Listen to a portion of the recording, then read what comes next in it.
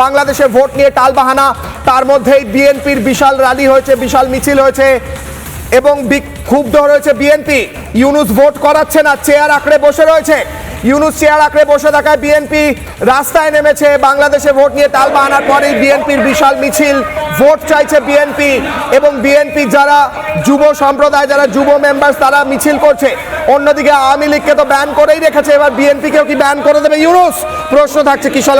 দ্রুত একবার ফিরবো, একবার প্রত্যেকের কাছে যাওয়ার চেষ্টা করবো। আমি প্রথমে আয়েশা ম্যাডামের কাছে যাবো। ম্যাডাম, বিএনপি রাস্তায় নেমেছে, মিছিল করছে, একদম 10 সেকেন্ডে আপনি কি বলবেন? জি দাদা, দাদা দেখেছি আজকে আমি এটা, কিন্তু ওনারা তো নির্বাচন নিয়ে একবার বলছে ডিসেম্বর, একবার বলছে যে জুন। আসলে বিএনপি বুঝতেই পারছে না যে খেলাটা কি হচ্ছে। আওয়ামী লীগের খুব দ্রুত করে আওয়ামী লীগের নিবন্ধন বাতিল করেন, কার্যক্রম বন্ধ করে দিয়েছেন ওনারা। আমরা যেন মাঠে না নামতে পারি, আমরা যেন প্রতিবাদ না করতে পারি, আমরা কোনো কিছু নিয়ে কথা বলতে পারবো না। ওনারা টোটালি আইন পাশ করে, কালো আইন পাশ করে ওনারা এটা চাপিয়ে দিয়েছেন। তারপর আমরা যে সরকার, অবৈধ সরকার, যে নির্বাচিত সরকার না, যে নির্বাচন করে চেয়ারে বসে আছে, যে নিজে অবৈধ সরকার দাদা, যার নিজের জন্ম পরিচয় নাই, সে আমাদের নিবন্ধন কিভাবে বাতিল করে? অন্য আরেক